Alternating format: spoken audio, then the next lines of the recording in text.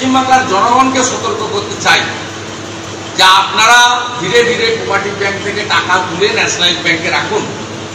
Cooperative ব্যাংকে যদি আপনি টাকা রাখেন, সারদা রোজভ্যালির মতো আগামী দিনের পরিণতি কিন্তু এই জায়গায় হতে যাচ্ছে।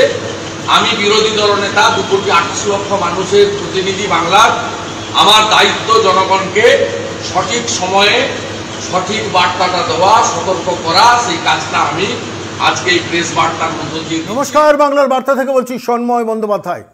ব্যাংকিং ব্যবস্থার দিকে হাত দিয়েছেন মমতা বন্দ্যোপাধ্যায়, রাজ্যের মুখ্যমন্ত্রী। কোঅপারেটিভ ব্যাংক, সমবায় ব্যাংক, সেই দিকে হাত বাড়িয়েছেন।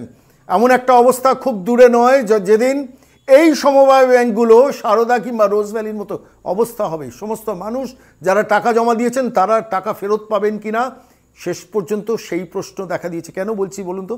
আজকে একটু ব্যাখ্যা করব আপনাদের। সমবায় ব্যাংকের ইতিহাসটা কি? প্রায় 100 বর্ষ প্রাচীন এই সমবায় কনসেপ্টটা বাংলার মাটিতে এসেছিল মহাজনী ব্যবস্থাটাকে কাউন্টার করার জন্য। গরিব মানুষ তারা টাকা রাখবেন, তাদের টাকা তারা লোন হিসেবে পাবেন, ব্যবসায় খাটাবেন, আবার টাকা ফেরত দেবেন, এরকম একটা ব্যবস্থার জন্য সমবায় ব্যাংক করে উঠেছিল। ডিস্ট্রিক্ট সেন্ট্রাল কোঅপারেটিভ ব্যাংক, তার তলায় বিভিন্ন সমবায় সমিতি, তারা বিভিন্ন জায়গা থেকে টাকা সংগ্রহ করেন। তার 67% তারা টাকা আবার লোন দিতে পারেন, আর 33% ডিস্ট্রিক্ট সেন্ট্রাল কোঅপারেটিভ ব্যাংকে জমা রাখতে হয়। একইভাবে ডিস্ট্রিক্ট সেন্ট্রাল কোঅপারেটিভ ব্যাংক যে টাকাটা তোলেন উপভোক্তাদের কাছ থেকে, তার 33% তাদের সমবায়কে সেন্ট্রাল সমবায় ব্যাংককে দিয়ে দিতে হয় এবং তার 67% লোন হিসেবে ব্যবহার করতে হয়। এই যে টোটাল সিস্টেমটা গ্রামীণ অর্থনীতির একটা অঙ্গ হিসেবে জড়িত ছিল, সেই জায়গাটা মমতা বন্দ্যোপাধ্যায় হাত দিয়েছেন একটি বিশেষ কারণে। কি কারণে সেটা আপনাদের বলি। আপনারা জানেন সাম্প্রতিককালে বিভিন্ন জনকে লোন পাইয়ে দেওয়ার জন্য একটা নতুন চালাকি শুরু হয়েছে, আর বিশেষ করে ছাত্রদের লোন, স্টুডেন্টস ক্রেডিট কার্ড, এবং সেখানে কোনো সিকিউরিটিবিহীন অবস্থায়, এবং এইটির জন্য সমস্ত ন্যাশনালাইজড ব্যাংক অর্থাৎ কেন্দ্রীয়ভাবে নিয়ন্ত্রণাধীন যেসব আরবিআই এর অধীন ব্যাংক আছে সেই দিকে হাত বাড়িয়েছিলেন। সমস্ত কাগজপত্র তৈরি করে স্টুডেন্টদের সেই সব কাগজপত্র ন্যাশনালাইজড ব্যাংকগুলোতে পাঠিয়ে দেওয়া হচ্ছিল। কিন্তু মুশকিল হচ্ছে ন্যাশনালাইজড ব্যাংকের একটা নিজস্ব নিয়ম আছে, আরবিআই গাইডলাইন আছে যে কিছু সিকিউরিটি রেখে তবে করতে হবে। বাড়ির সিকিউরিটি হোক, ফিক্সড ডিপোজিট হোক, কোনো না কোনোভাবে সিকিউরিটি ছাড়া হঠাৎ এভাবে লোন দেওয়া যায় না। স্বাভাবিকভাবে সেখান থেকে ন্যাশনালাইজড ব্যাংকগুলোতে অনেক চেষ্টা করেছেন মমতা বন্দ্যোপাধ্যায় তাদের দিয়ে লোনটা দেওয়ানো, কিন্তু তারা কিন্তু শেষ পর্যন্ত রাজি হননি। তখন কি করলেন মমতা বন্দ্যোপাধ্যায়? নিজের মুখ্য সচিব এবং এমভি রাও যিনি সমবায় সচিব, তাদের দিয়ে ধমকাতে শুরু করলেন ডিস্ট্রিক্ট সেন্ট্রাল কোঅপারেটিভ ব্যাংকগুলোকে, এবং তাদের যারা ডিরেক্টর আছেন তারা তো অধিকাংশই নমিনেটেড বাই তৃণমূল, ফলে তাদের ওপর চাপ দিয়ে, সেই সব লোকগুলোকে চাপ দিয়ে এই সমবায় ব্যাংকগুলো থেকে হাজার হাজার নয়, লক্ষ লক্ষ কোটি কোটি টাকা ঋণ হিসেবে স্টুডেন্টস ক্রেডিট কার্ডের নামে পাইয়ে দেওয়ার ব্যবস্থা তৈরি হলো। এই পর্যন্ত ঠিক ছিল, কিন্তু এই টাকাটা ফেরত আসবে কী করে? এই জায়গাটা একটু চিন্তা করুন। আপনারা আসুন, যেসব ছাত্রছাত্রীকে লোন পাইয়ে দেওয়া হচ্ছে, খুব ভালো, 3 লাখ, 5 লাখ, 10 লাখ, যাই পাইয়ে দেওয়া হোক তাদের পড়াশোনার জন্য, এগ্রিমেন্ট কি? তারা যখন চাকরি পাবে, সেই চাকরি পাওয়ার পর তারা আস্তে আস্তে করে লোনগুলোকে শোধ দেবে। এবং এইখানেই প্রশ্নটা যে আজকের দিনে দাঁড়িয়ে এই সমাজে, এই বাংলায় চাকরির কর্মসংস্থানের ব্যবস্থাটা যা, সেইখানে দাঁড়িয়ে একজন ইঞ্জিনিয়ারিং পড়লো বা কোনো একটা হাইলি সফিস্টিকেটেড এডুকেশনাল কোর্স করলো, করার পর 5 লাখ কি 10 লাখ টাকা সে লোন নিয়েছে, এবার দেখা গেলো সে চাকরি পাচ্ছে না, তখন টাকাটা ফেরত দেবে কী করে? বাংলার বাইরে চলে গেল, টাকাটা ফেরত নাও তো দিতে পারে, সে সন্দেহের জায়গা নয়, তার মানসিকতার জায়গা হতে পারে। কিংবা এই বাংলায় থেকে তারা চাকরি পেল না, 5,000 6,000 টাকা সিকিউরিটি গার্ডের চাকরি পেল, যা হচ্ছে এই বাংলায়, সেইখানে দাঁড়িয়ে তাহলে টাকাটা ফেরত আসবে কী করে? টাকাটা যদি ফেরত না আসে তাহলে সমবায় ব্যাংকে আপনি আমি যারা সাধারণ মানুষ টাকাটা জমা করি, সেই টাকাটা আমরা ফেরত পাবো কী করে আমাদের প্রয়োজনের সময়? এইখানে উঠছে প্রশ্ন। এই সমবায় ব্যাংকে রাজ্য সরকার বলছে আমরা সিকিউরিটি, 15 বছর বাদ থেকে যদি এরা শোধ না দেয় তখন রাজ্য সরকার সিকিউরিটি হবে। আপনি ভাবুন তো, এ রাজ্যের মুখ্যমন্ত্রী মমতা বন্দ্যোপাধ্যায়, তার বয়স কত? 67 বছর। তার থেকে 15 বছর পরে চলে যান, তিনি যখন 82 বছর বয়স হবেন, তখন এবছর যারা লোনটা দিচ্ছেন সেই সময় তার সরকার, যদি সরকার থাকে, আদৌ থাকবে না, যদি তার সরকার থাকে তাহলে সেই সরকারকে লোনগুলো ফেরত দিতে হবে। এখন এই সরকারের আর্থিক অবস্থা এই মুহূর্তে যা, এখনই প্রায় 5,37,000 কোটি টাকা দেনা করেছে। এই 2 মাসে আগামী 10,000 কোটি টাকা তারা দেনা করবে। ফলে দেনার দায় ডুবতে চলেছে একটা সরকার 11 বছরের মাথায়। 15 বছর বাদে তখন মুখ্যমন্ত্রী কে থাকবেন কে ঠিক নেই, কোন সরকার আসবে, কোন দলের সরকার আসবে আমরা কেউ জানি না। সেই সরকার যদি সমবায় ব্যাংকের টাকাটা ফেরত না দেয় কী হবে বলুন তো? কি অবস্থা হবে ভাবুন? তখন অবস্থাটা যেটা হবে, নন পারফর্মিং অ্যাসেট, অর্থাৎ আমি যে টাকাটা লোনটা দিয়েছি সে টাকাটা আমি আর ফেরত পাবো না, এরকম একটা পরিস্থিতি তৈরি হবে। তখন কি হবে? আপনার টাকা, আপনার হকের টাকা, আপনার পরিশ্রমের টাকা, আপনি চাষবাস করেছেন, আপনি ছোট্ট একটা মুদির দোকান চালিয়েছেন বা কোনো একটা ব্যবসা করেছেন, কোনো না কোনোভাবে টাকা রোজগার করছেন, সেটা আপনি সমবায় ব্যাংকে রেখেছেন, আর সেই টাকাটা নিয়ে মমতা বন্দ্যোপাধ্যায় খেলাটা খেলছেন, নিজের রাজনৈতিক কারণে খেলছেন। যদি আপনার স্টুডেন্টস ক্রেডিট কার্ডে দিতে হয় দিন না, রাজ্য সরকার থেকে টাকাটা দিন না ডিরেক্ট। এই ব্যাংকগুলোতে হাত দিচ্ছেন কেন? এই ব্যাংকগুলো তো গরিব মানুষ, মধ্যবিত্ত মানুষের টাকা এখানে জমা থাকে। এক্সিস ব্যাংক কিংবা এইচডিএফসি ব্যাংকে বড় লোকদের টাকা জমা থাকে, কিন্তু মধ্যবিত্ত, গ্রামীণ, মফস্বল, মধ্যবিত্ত, নিম্ন মধ্যবিত্ত, গরিব মানুষের টাকা তো এই সমবায় ব্যাংকগুলোতেই জমা থাকে। আর সেই ব্যাংকের টাকাগুলো যদি তামাদি হয়ে যায় কিছুদিন বাদে, অর্থাৎ যিনি দাতা তিনি আর দিতে পাচ্ছেন না তার আর্থিক কারণে, অনিচ্ছার কারণে, এবং তখন সরকার বদলে যাচ্ছে, 15 বছর বাদে কেউ ঠিক নেই কোথায় যাবে, কোন সরকার আসবে, সেই সরকারের ঘায়ে দায় চাপাচ্ছে। সেই সরকার যদি দেনায় ডুবে থাকে, সেই সরকারও কোঅপারেটিভ ব্যাংকগুলোতে টাকা দিতে পারবে না। আলটিমেটলি কী হবে ভাবুন তো? এই 15টা বছর, তারপরে আরও 15 বছর, অর্থাৎ আপনার জীবনে এই 30 বছর সমবায় ব্যাংকে জমা করার টাকাটা তামাদি হয়ে গেল, খেয়ে গেল গরু, যে গরুর নাম মমতা বন্দ্যোপাধ্যায়ের সরকার। এই অবস্থায় গিয়ে ফেলেছে। আমরা এইখানেই ব্যাখ্যাটা করছি, এই সমবায় ব্যাংকে এইভাবে হাত দেওয়ার খুব দরকার ছিল। 4টি ব্যাংকের রেফারেন্স আপনাদের এই মুহূর্তে দেবো, যে 4টি ব্যাংকের নাম বলবো। Howrah Ramakrishna cooperative bank, Howrah Ramakrishna cooperative bank, ব্যাট্রা cooperative bank, Bardhaman urban cooperative bank, Haldia urban cooperative bank. এই 4টি ব্যাংক ইতিমধ্যে তামাদি হয়ে গেছে, অর্থাৎ এই ব্যাংকগুলোতে যে টাকা জমা হয়েছিল, যেখানে লোন দেওয়া হয়েছিল, সে টাকা তারা ফেরত পাচ্ছে না। পশ্চিমবঙ্গে এন্টায়ার সমবায় ব্যাংকগুলো ভেঙে পড়বে, কোঅপারেটিভ ব্যাংক সিস্টেমটা ভেঙে পড়বে, যা করলেন মমতা বন্দ্যোপাধ্যায়। কেন রাজনীতিবিদরা কথা বলবেন না বলুন তো? কেন, কিসের জন্য রাজনীতিবিদরা কথা বলবেন না? এই প্রশ্নটা তো আছে। বিদ্যাসাগর কোঅপারেটিভ ব্যাংক, সেখানে ইতিমধ্যেই গত 1 বছরে কয়েক মাসে 492টা লোন স্যাংশন হয়েছে, যার পরিমাণ প্রায় 4.5 কোটি টাকা। তার 90% লোন, আমরা যে সংবাদটা পেলাম, তার 90% লোন উইদাউট সিকিউরিটি। এবার সেই টাকাটা ফেরত দেবে কে? রাজ্য সরকার। যে রাজ্য সরকার ঢাকের দায়ে মনসা বিকিয়ে যাচ্ছে, যে রাজ্য সরকার সরকারি কর্মচারীদের দিয়ে দিতে পারছে না, সেই সরকার ব্যাংকের টাকা ফেরত দেবে? শুধু তাই নয়, কি মারাত্মক ভাবুন, এই সমবায় ব্যাংকগুলোর উপর চাপকে, ধমকে, চাপ দিয়ে 2000 কোটি টাকা রাজ্য সরকার নিজেই লোন নিয়ে নিয়েছে। ফেরত পাবেন? কখনোই না। কেন, রাজ্য সরকারের কাছে সমবায় ব্যাংক টাকা ফেরত চাইতে যাবে 2000 কোটি টাকা? রাজ্য সরকার ধমকে চাপকে বার করে দেবে। তাহলে ক্ষতিটা কী হবে? আপনি যখন ব্যাংকের লাইনে দাঁড়াবেন, আপনার মেয়ের বিয়ে, আপনি কোঅপারেটিভ ব্যাংক থেকে আপনার জমা হওয়ার টাকার একটা বড় অংশ তুলতে যাচ্ছেন, ব্যাংক বলবে টাকা নেই, এখন দিতে পারছি না। আপনার ধরুন বাড়ির কারোর গুরুতর অসুস্থ হয়েছেন, ভেলোরে নিয়ে যাবেন চিকিৎসা করাতে, আপনি টাকা ব্যাংকের লাইনে দাঁড়িয়ে সেখান থেকে টাকাটা তুলতে যাচ্ছেন, ব্যাংক বলবে আপনার টাকা নেই। আপনার খুব জরুরি কারণ, কোনো খুব পারিবারিক কারণ, আপনি ব্যাংকের কাছে এই সমবায় ব্যাংক বা এই কোঅপারেটিভ ব্যাংকের টাকাটা তুলতে যাচ্ছেন, ব্যাংক বলবে টাকা নেই।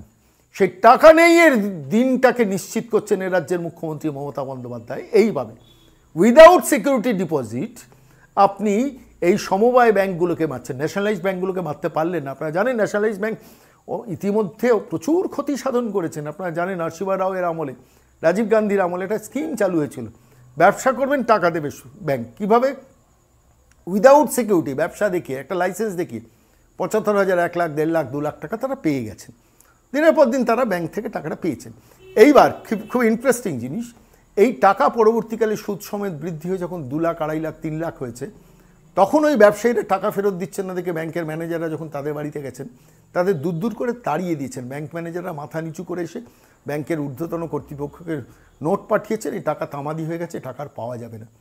কয়েক হাজার নয়, কয়েক লক্ষ হাজার কোটি টাকা এইভাবে ন্যাশনালাইজড ব্যাংকের গেছে। ফলে তারা কিন্তু আর উইদাউট সিকিউরিটি এই মমতা বন্দ্যোপাধ্যায়ের টোপটা গেলেননি। ফলে শেষ পর্যন্ত মমতা বন্দ্যোপাধ্যায়ের হাত পড়েছে cooperative bank, district central cooperative bank, সমবায় ব্যাংকগুলোর দিকে। এবং এই কোঅপারেটিভ ব্যাংকের দিকে হাতটা পড়েছে, তার সুযোগটা হচ্ছে যে এগুলোর নিয়ন্ত্রণটা রাজ্য সমবায় মন্ত্রী বা ব্যবস্থার উপর। ফলে স্বাভাবিকভাবে সেখান থেকে মুখ্য সচিব এবং সমবায় সচিবের ধমকানিতে লক্ষ লক্ষ, হাজার হাজার কোটি টাকা এই মমতা বন্দ্যোপাধ্যায়ের আবদারের ফলে বেরিয়ে যাচ্ছে, যাতে দিনের শেষে কিন্তু ক্ষতিগ্রস্ত হবেন আপনি, আমি। ফলে এই মুহূর্তে দাঁড়িয়ে যেটা দরকার সব থেকে আগে, যাতে আরেকটা সারদার টোপে আমরা না পড়ি, আরেকটা রোজ ভ্যালির টোপে আমরা না পড়ি, সমস্ত কোঅপারেটিভ ব্যাংক থেকে টাকাটা তুলে নিয়ে ন্যাশনালাইজড ব্যাংকের দিকে নিয়ে যাওয়া, এটাই কিন্তু বুদ্ধিমানের কাজ হবে, সময়ের প্রয়োজন হবে। আর এই পুরো বিষয়টা নিয়ে সম্প্রতি ডেবরায় একটি প্রেস কনফারেন্সে শুভেন্দু অধিকারী সামগ্রিকভাবে ঘটনাটা ব্যাখ্যা করেছেন। একটু শেষ পর্যন্ত শুনুন আর বুঝুন কিভাবে মমতা বন্দ্যোপাধ্যায় সমবায় ব্যাংকগুলোকে ধ্বংস করে দিচ্ছেন। জানেন যে পশ্চিমবাংলায় অনেক বিশিষ্ট ব্যক্তিবর্গের ভাবনার মধ্য দিয়ে সমবায় ব্যবস্থা তৈরি হয়। সমবায় ব্যবস্থা 100 বছরের বেশি তার দীর্ঘ ইতিহাস এবং সমাজের চিন্তক ব্যক্তিরা তারা বিগত দিনে যে মহাজনী প্রথা ছিল, জোরদারের কাছ থেকে গ্রামের কৃষকরা চড়া সুদে জমির দলিল রেখে টাকা নিত, এই মহাজনী ব্যবস্থাকে তুলে দেওয়ার জন্যই কোঅপারেটিভ ব্যবস্থা। তো আমাদের বর্তমান সরকার পশ্চিমবাংলার কোঅপারেটিভ ব্যবস্থাকে ধ্বংস করেছে। স্টেট কোঅপারেটিভ ব্যাংকে নির্বাচন হয় না, ওয়েবস কার্ডে নির্বাচন হয় না, স্টেট কোঅপারেটিভ ব্যাংকে জনগণের আমানতের টাকা কেউ হাত দেয়নি, কোনো সরকার স্বাধীনতার পর হাত দেয়নি। এই সরকার স্টেট কোঅপারেটিভ ব্যাংক থেকে 2000 কোটি টাকা ঋণ পর্যন্ত নিয়েছেন খেলা মেলা বা নিজেদের নির্বাচনী প্রতিশ্রুতি পূরণ করার জন্য। এ টাকা জীবনে শোধ হবে বলে আমি মনে করি। আমি যে পয়েন্টটা আপনাদের কাছে আজকে তুলে ধরতে চাই সেটা হলো, মুখ্যমন্ত্রী নির্বাচনের আগে অনেকগুলি প্রতিশ্রুতি দিয়েছিলেন। ডবল ডবল চাকরি তো কার কি হয়েছে সবাই দেখেছে। তার তিনি একটা প্রতিশ্রুতি তার ছিল কিছু বিনা সিকিউরিটিতে লোন দান করা ইত্যাদি। সেই তার যেই প্রতিশ্রুতি পূরণ করার জন্য তিনি ন্যাশনালাইজ ব্যাংকের কাছে আবেদন করেন। কোনো ন্যাশনালাইজ ব্যাংক তাদের ব্যাংকের অনুৎপাদক সম্পদ অর্থাৎ নন পারফর্মিং অ্যাসেট এনপিএ বেড়ে গিয়ে রিজার্ভ ব্যাংকের রেস্ট্রিকশনে পড়ুক তারা চায় না বলে তারা বিনা সিকিউরিটিতে লোন দেওয়ার ক্ষেত্রে তারা রাজি হয়। তখন এই রাজ্যের মুখ্যমন্ত্রী রাজ্যের মুখ্য সচিবকে দিয়ে, রাজ্যের সমবায় সচিব এমভি রাওকে দিয়ে, প্রত্যেক জেলার ডিএমদেরকে চাপ দিয়ে এবং নমিনেটেড সমস্ত ব্যাংকগুলো, district central cooperative bank nominated অথবা যেখানে ইলেকশন হয়েছে সিলেকশন হয়েছে বিরোধীরা কেউ নমিনেশন করতে পারে, সেই পার্টির ব্যাংকগুলোকে চাপ দিয়ে পশ্চিমবঙ্গে 25,000-এরও বেশি বিনা সিকিউরিটিতে লোন দিতে বাধ্য করেছেন। 15 বছর এই লোন শোধ করতে পারবেন না। রাজ্য সরকার 15 বছর পরে শোধ করবে। 15 বছর পরে মমতা ব্যানার্জি মুখ্যমন্ত্রী থাকবেন, স্বাভাবিকভাবেই থাকবেন, তাই তাকে শোধ করতে হবে না। কিন্তু কোঅপারেটিভ ব্যাংকগুলোকে তিনি দেউলিয়া করে দিয়ে চলে গেলেন। এবারে কোঅপারেটিভ ব্যাংক কার টাকা দিল? কোঅপারেটিভগুলো, ডিস্ট্রিক্ট সেন্ট্রাল কোঅপারেটিভগুলো বা স্টেট কোঅপারেটিভ একটা নাবার্ডের ফাইন্যান্স করে ফার্ম লোনের ক্ষেত্রে, কৃষি লোনের ক্ষেত্রে, সেখান থেকে দেওয়ার কোনো সুযোগ নেই, সেটা স্বল্প সুদে কেন্দ্রীয় সরকারের প্রকল্প। দ্বিতীয় হচ্ছে, আমরা যারা ডিপোজিটার, আমরা বিভিন্ন সেন্ট্রাল ডিস্ট্রিক্ট সেন্ট্রাল কোঅপারেটিভ ব্যাংকে, এখানে যেমন বিদ্যাসাগর আছে, ওদিকে যেমন তমলুক ঘাটাল আছে, ওদিকে মুখবেড়িয়া ব্যাংক, বলাগাড়িয়া ব্যাংক, এরকম গোটা রাজ্যে আছে। এই ব্যাংকগুলোতে ডিপোজিটাররা টাকা রাখেন। এদের আন্ডারে থাকা সমিতিগুলো তারা ডিপোজিটারদের টাকা সংগ্রহ করেন। সমিতি যদি 100 টাকা সংগ্রহ করে তার 67 টাকা সে ঋণ দিতে পারে, আর 33 টাকা তাকে ডিস্ট্রিক্ট সেন্ট্রাল কোঅপারেটিভ ব্যাংকে রাখতে হয়। আবার ডিস্ট্রিক্ট সেন্ট্রাল কোঅপারেটিভ ব্যাংক যদি 100 টাকা ডিপোজিটারের কাছ থেকে নেয়, 67 টাকা সে নিজে ইনভেস্ট করতে পারে, 33 টাকা তাকে স্টেট কোঅপারেটিভ ব্যাংকে গচ্ছিত রাখতে হয়। এবারে মূলত ডিস্ট্রিক্ট সেন্ট্রাল কোঅপারেটিভ ব্যাংক তাদেরকে দিয়ে এই 25,000 লোন মুখ্যমন্ত্রী বাধ্য করিয়েছেন দিতে উইদাউট এনি সিকিউরিটিতে। এবং এই লোনগুলো আগামী 2 বছরের মধ্যে এনপিএ হবে, নন পারফর্মিং অ্যাসেট হবে। এবং হাওড়া রামকৃষ্ণ কোঅপারেটিভের মতো, ব্যাটনা কোঅপারেটিভের মতো, বর্ধমান আরবান কোঅপারেটিভের মতো, হলদিয়া আরবান কোঅপারেটিভের মতো এই ব্যাংকগুলোর সমস্ত ইনসলভেন্ট হয়ে যাবে এবং ডিপোজিটাররা কেউ টাকা ফেরত পাবেন। আমি আপনাদের মধ্য দিয়ে এই অন্যায় কাজের বিরোধিতা করছি। আমি সতর্ক করছি সমস্ত ডিস্ট্রিক্ট সেন্ট্রাল কোঅপারেটিভ ব্যাংকের বোর্ড অফ ম্যানেজমেন্ট আর বোর্ড অফ অ্যাডমিনিস্ট্রেটরকে যে আপনারা এই ব্যাড ইনভেস্টমেন্ট শুধুমাত্র মুখ্যমন্ত্রীর নির্বাচনী প্রতিশ্রুতি পূরণ করার জন্য দিয়ে ব্যাংকগুলোকে সর্বনাশ করছে। সাথে সাথে পশ্চিমবাংলার জনগণকে সতর্ক করতে চাই যে আপনারা ধীরে ধীরে কোঅপারেটিভ ব্যাংক থেকে টাকা তুলে ন্যাশনালাইজ ব্যাংকে রাখুন। কোঅপারেটিভ ব্যাংকে যদি আপনি টাকা রাখেন, সারদা রোজভ্যালির মতো আগামী দিনের পরিণতি কিন্তু এই জায়গায় হতে যাচ্ছে।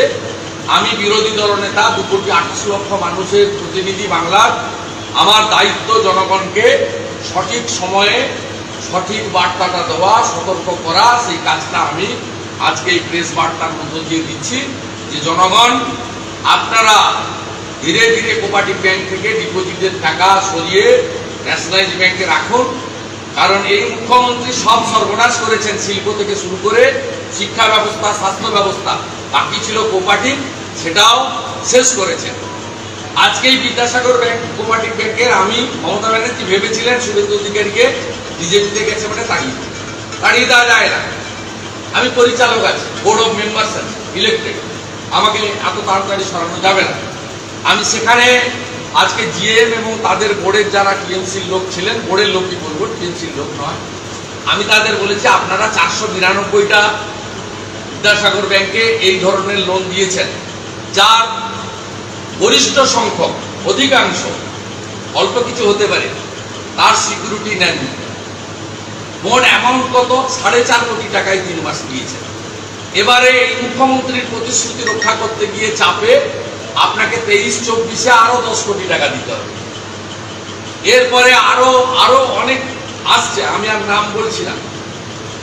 আমরা ভোট করছি শুধু এই কারণে, এরপরে আগামী 3 বছরের মধ্যে বিদ্যাসাগর সেন্ট্রাল কোঅপারেটিভ ব্যাংকও নন পারফর্মিং অ্যাসেট যে জায়গায় যাবে, ডিপোজিটাররা হয়তো তারা সঠিক সময় টাকা ফেরত পাবে।